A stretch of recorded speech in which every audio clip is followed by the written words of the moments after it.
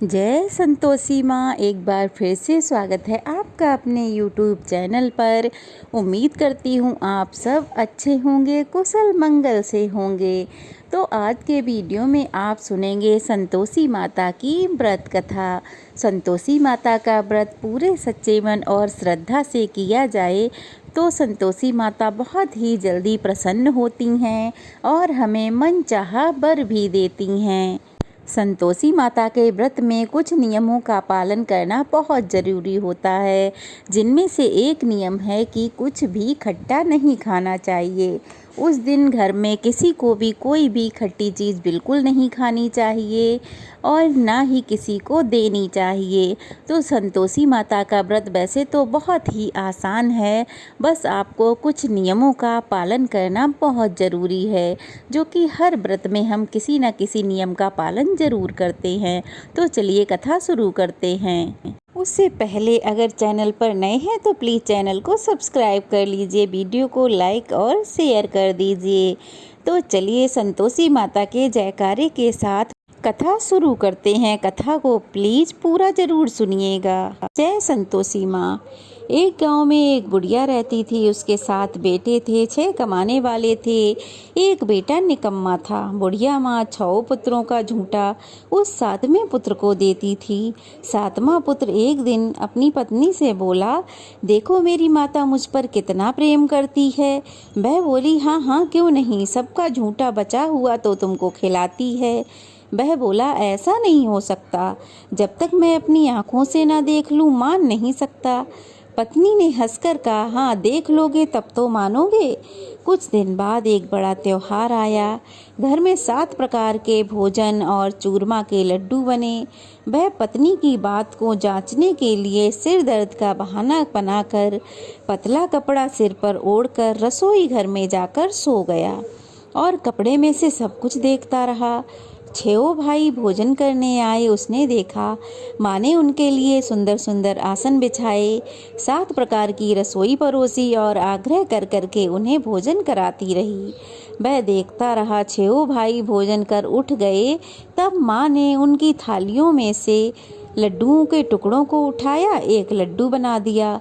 झूठन साफ कर माँ ने उसे पुकारा, बेटा उठ, तेरे भाइयों ने तो भोजन कर लिया है, अब तू भी भोजन कर ले। उसने कहा, माँ मुझे भोजन नहीं करना, मैं परदेश जा रहा हूँ। माता ने कहा, हाँ हाँ कल जाना हो तो आज ही चला जा। वह बोला, हाँ हाँ आज ही जा रहा हूँ। यह कहकर वह घर से निकल गया। चलते समय उसे अपनी पत्नी की याद आई। वह गौशाला में कंडे थाप रही थी। वहाँ जाकर वह बोला, मेरे पास तो कुछ नहीं है, यह अंगूठी है सो ले लो और अपनी कोई निशानी मुझे दे दो। वह बोली, मेरे पास क्या है, ये गोबर भरा हाथ है। ऐसा कहकर पत्नी ने उसकी पीठ पे गोबर के हाथ की थाप मार दी। अब वह चल दिया। चलते चलते दूर देश जा पहुँचा। वहाँ एक साहूकार की दुकान थी। वहाँ जाकर बोला, सेठ जी मुझे नौकरी पर रख लो। साहूकार को नौकर की सख्त ज़रूरत थी, तो साहूकार ने कहा, काम देखकर तनख्वाह मिलेगी। उसने कहा, सेठ जी जैसा आप ठीक समझें। उसे साहूकार के यहाँ नौकरी मिल गई। वह दिन रात काम करने लगा। कुछ दिन में दुकान का लेन देन, हिसाब किताब, ग्राहकों को माल बेचना, सारा काम करने लगा। साहूकार के 7-8 नौकर थे, वे सब चक्कर खाने लगे, लेकिन उसने अपनी लगन और परिश्रम और ईमानदारी को पीछे नहीं छोड़ा। उसे अपने किए का फल मिला। सेठ ने भी उसका काम देखा और उसे 3 महीने में ही मुनाफे में साझेदार बना लिया। परिश्रम करते करते वह 12 बरस में ही नगर का नामी सेठ बन गया और सेठ अपना सारो कारोबार उस पर छोड़कर वहाँ से चला गया। इधर उसकी पत्नी पर क्या बीती वह भी सुनो। सास ससुर उसे दुख देने लगे। गृहस्थी का काम करवाकर उसे लकड़ी लेने जंगल भेजते। इस बीच घर के आटे से जो भूसी निकलती है उसकी रोटी बनाकर रख दी जाती और फूटे नारियल के नरेली में उसे पानी दिया जाता। इस तरह दिन बीतते रहे। एक दिन वह जंगल में लकड़ी लेने जा रही थी कि तभी उसे रास्ते में बहुत सी स्त्रियां संतोषी माता का व्रत करती दिखाई दीं। वह वहाँ खड़ी होकर पूछने लगी, बहनों, तुम ये किस देवता का व्रत करती हो और इसके करने से क्या फल मिलता है? इस व्रत को करने की क्या विधि है? यदि तुम अपने इस व्रत का विधान मुझे समझा कर कहोगी तो मैं तुम्हारा बड़ा एहसान मानूंगी। उनमें से एक स्त्री बोली, सुनो, यह माता संतोषी का व्रत है। इसके करने से निर्धनता दरिद्रता का नाश होता है, लक्ष्मी माँ आती हैं, मन की सभी चिंताएं दूर हो जाती हैं, मन को प्रसन्नता और शांति मिलती है, निपुति को पुत्र मिलता है, प्रीतम बाहर गया हो तो शीघ्र ही लौट आता है, कुंवारी कन्याओं को मनपसंद वर मिलता है, चलता हुआ मुकद्दमा खत्म हो जाता है, कलेश से निवृत्ति मिलती है, सुख शांति होती है, घर में धन जमा हो जाता है, धन जायदाद का लाभ होता है तथा मन में और अन्य कोई भी कामना हो वह सब संतोषी माता की कृपा से अवश्य ही पूर्ण हो जाती है। तब वह पूछने लगी, यह व्रत कैसे किया जाता है, यह भी बताओ तो बड़ी कृपा होगी। वह स्त्री कहने लगी, बिना परेशानी श्रद्धा और प्रेम से जितना भी बन सके प्रसाद लेना, 5.25 पैसे से 5.25 आने तथा इसमें भी ज़्यादा शक्ति और भक्ति के अनुसार गुड़ और चना लें। हर शुक्रवार को निराहार रहकर कथा कहना सुनना, इसके बीच में नियम ना टूटे, लगातार नियमों का पालन करना, सुनने वाला कोई ना मिले तो घी का दीपक जलाकर उसके आगे जल के पात्र को रखकर कथा कहना, परंतु नियम ना टूटे जब तक कि कार्य सिद्ध ना हो जाए। जब तक कार्य सिद्ध ना हो नियम पालन करना और कार्य सिद्ध हो जाने पर व्रत का उद्यापन करना। 3 मास में माता पूरा फल प्रदान करती हैं। यदि किसी के ग्रह खोटे हैं तो भी माता 1 वर्ष में अवश्य ही अनुकूल फल देती हैं। कार्य सिद्ध होने पर उद्यापन करना चाहिए, बीच में नहीं। उद्यापन में 2.5 सेर आटे का खाजा तथा इसी अनुसार तथा खीर बना लें तथा चने का साग बना लें और फिर 8 बच्चों को भोजन कराएं। जहाँ तक मिले अपने देवर जेठ भाई बंधु कुटुंब के लड़के लें, ना मिले तो रिश्तेदार और पड़ोसियों के लड़के बुलाएं, उन्हें बुलाकर भोजन कराएं, यथाशक्ति दक्षिणा दें। माता का नियम पूरा करना, ध्यान रखें कि उस दिन घर में कोई खटाई ना खाए। यह सुनकर वह बहू वहाँ से चल दी। रास्ते में लकड़ी ली, बोझा लिया और फिर वह लकड़ी बेच दी। उनसे जो पैसे आए उनसे गुड़ और चना ले माता के व्रत की तैयारी कर आगे चल दी। रास्ते में संतोषी माता के मंदिर में जा माता के चरणों में लौटने लगी और विनती करने लगी, हे माँ, मैं दीन हूँ, मूर्ख हूँ, व्रत के नियम नहीं जानती, मैं बहुत दुखी हूँ। हे माता, मेरा दुख दूर करो, मैं तुम्हारी शरण में आई हूँ, मुझ पर दया करो। एक शुक्रवार बीता कि दूसरे शुक्रवार को ही उसके पति का पत्र आया और तीसरे शुक्रवार को उसका भेजा हुआ पैसा आ पहुंचा। यह देखकर उसकी जेठानियां मुंह सिकोड़ने लगीं। इतने दिनों बाद पैसा आया, इसमें क्या बढ़ाई। लड़के ताने देने लगे, काकी के पास अब पत्र आने लगे हैं, रुपया आना लगा है, अब तो काकी की खातिर बढ़ेगी, अब तो काकी बुलाने से भी नहीं बोलेगी। बेचारी सरलता से कहती, भैया पत्र आए, रुपया आए, हम सबके लिए अच्छा है। ऐसा कहकर आंखों में आंसू भरकर संतोषी माता के मंदिर में जा मातेश्वरी के चरणों में गिरकर रोने लगी। माँ, मैंने तुमसे पैसा नहीं मांगा, मुझे पैसे से क्या काम, मुझे तो अपने सुहाग से काम है, मैं तो अपने स्वामी के दर्शन और सेवा मांगती हूँ। तब माता ने प्रसन्न होकर कहा, जा बेटी, तेरा स्वामी जल्दी ही आएगा। यह सुन खुशी से बावली होकर वह घर आकर काम करने लगी। संतोषी माँ विचार करने लगी, इस भोली पुत्री से मैंने कह तो दिया कि तेरा पति शीघ्र आएगा, पर वह आएगा कहाँ से, वह तो इसे स्वप्न में भी याद नहीं करता। उसे इसकी याद दिलाने मुझे ही जाना पड़ेगा। संतोषी माता ने उस बुढ़िया के बेटे को स्वप्न में समझाया, पुत्र तेरी पत्नी बड़े कष्ट उठा रही है, घर वाले उसे बड़े कष्ट दे रहे हैं, तू शीघ्र जा उसकी सुधि ले। वह बोला, माता मैं तो यह सब नहीं जानता, परंतु मैं क्या करूं, वहां कैसे जाऊं, परदेश की बात है, लेन देन सारा हिसाब किताब है, कोई जाने का रास्ता नजर नहीं आता, आप ही कोई राह दिखाएं कि मैं कैसे जाऊं। माँ कहने लगी, सवेरे नहा धोकर संतोषी माता का नाम ले, घी का दीपक जला दंडवत कर दुकान पर जा बैठना, देखते देखते तेरा सारा लेन देन चुक जाएगा, जमा माल बिक जाएगा, सांझ होते होते धन का ढेर लग जाएगा। वह अगले दिन सुबह जल्दी उठा। उसने अपने मित्र बंधुओं परिचितों को स्वप्न में माता द्वारा की गई बात कह सुनाई। वे सब उसकी खिल्ली उड़ाने लगे। वे कहने लगे, कभी सपने की बात भी सच होती है। एक बूढ़ा व्यक्ति समझदार था, वह बोला, देखो भाई, मेरी मानो तो इस तरह सांच झूठ करने के बदले देवता ने जैसा कहा है वैसा ही कर लो, इसमें करने में क्या जाता है। बूढ़े की बात मानकर वह नहा धोकर संतोषी माता का नाम ले उन्हें प्रणाम कर उनके आगे एक घी का दीपक जलाकर दुकान पर जा बैठा। अब क्या, देखते ही देखते उसका सारा माल बिक गया, शाम तक धन का ढेर लग गया। वह हैरान हुआ, मन में संतोषी माता का नाम ले प्रसन्न हो अपने घर जाने के वास्ते गहना कपड़ा खरीदने लगा। सब काम से निपटकर वह घर की ओर रवाना हुआ। उधर उसकी पत्नी जंगल में लकड़ी लेने गई। लौटते वक्त थक जाने के कारण माता के मंदिर में विश्राम करने बैठ गई। यह तो उसका रोज का रुकने का स्थान था।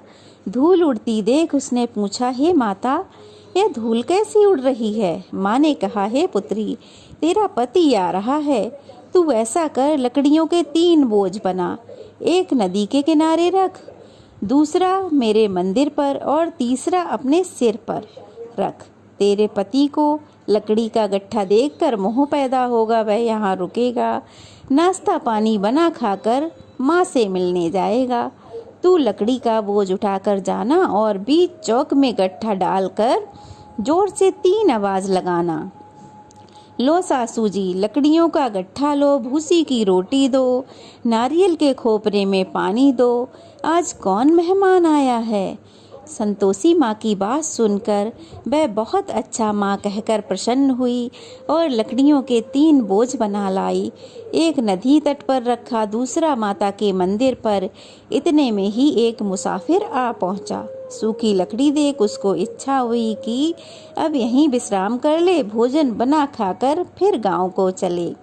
इस प्रकार भोजन बनाकर खाया, विश्राम कर वह अपने गांव को गया।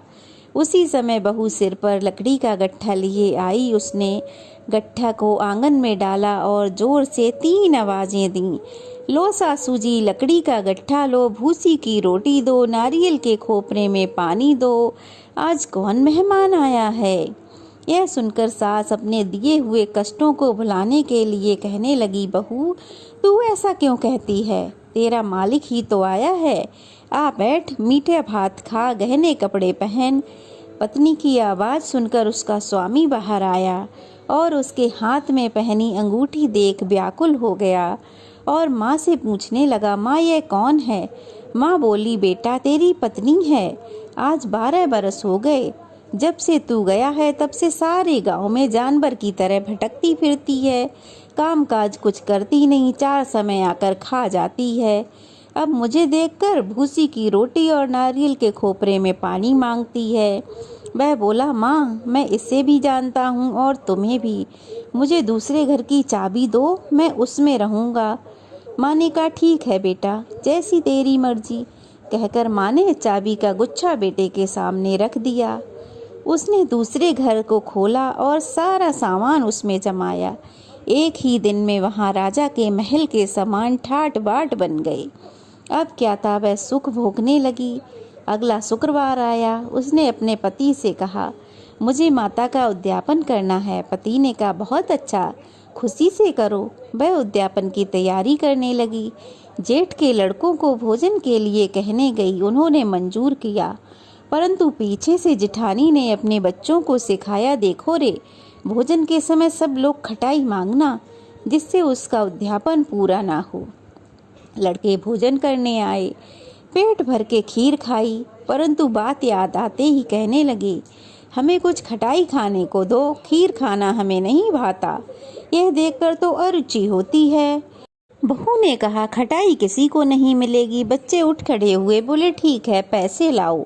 भोली बहू कुछ जानती नहीं थी, तो उसने बच्चों को पैसे दे दिए। लड़कों ने बाजार जाकर उन पैसों से इमली खरीद कर खाई, और यह देखकर बहू पर माता जी ने कोप किया। राजा के दूत उसके पति को पकड़ कर ले गए। अब सब उसकी जेठानियां ताने देने लगीं, चोरी करके लाया होगा, अब सब मालूम पड़ जाएगा, जब जेल की रोटी खानी पड़ेगी। बहू से यह वचन सहन नहीं हुए। वह संतोषी माता के मंदिर में गई और कहने लगी, हे माता, यह तुमने क्या किया? हंसा कर क्यों रुलाने लगी? माता बोली, पुत्री, तूने मेरा व्रत भंग किया, इतनी जल्दी सब बातें भुला दी। वह बोली, माता, भूली तो नहीं हूँ ना, कुछ अपराध किया है, मुझे तो उन लड़कों ने भूल में डाल दिया, मुझे क्षमा करो माँ। माँ बोली, ऐसी भूल कभी मत करना। यह बोली, अब कोई भूल नहीं होगी माँ, अब बताओ मेरे पति कैसे आएंगे? माँ बोली, पुत्री, जा, तेरा पति तुझे रास्ते में ही मिलेगा। वह मंदिर से निकलकर बाहर आई तो रास्ते में उसे उसका पति आता मिला। उसने पूछा, कहाँ गए थे? वह बोला, इतना धन जो कमाया है उसका कर राजा ने मांगा था, वह भरने गया था। वह प्रसन्न होकर बोली, भला हुआ, अब घर चलो। फिर अगला शुक्रवार आया। वह बोली, मुझे माता का उद्यापन करना है। पति ने कहा, ठीक है, करो। वह फिर जेठ के लड़कों को भोजन करने गई। जेठानी ने लड़कों को सिखा दिया कि तुम पहले की तरह ही खटाई मांगना।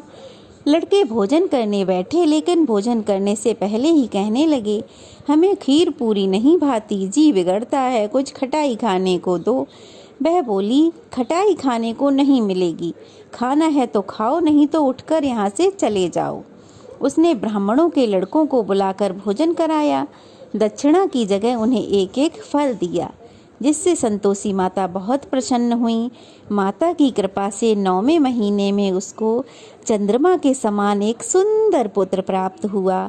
पुत्र को लेकर वह प्रतिदिन संतोषी माता के मंदिर जाने लगी। माँ ने सोचा कि यह रोज आती है, आज क्यों ना मैं ही इसके घर चलूं, इसका आसरा तो देखूं। यह विचार कर माता ने एक भयानक रूप बनाया। गुड़ और चने से सना मुख, ऊपर से सूंड के समान मोटे मोटे ओंठ, जिन पर मक्खियाँ भिन भिना रही थीं।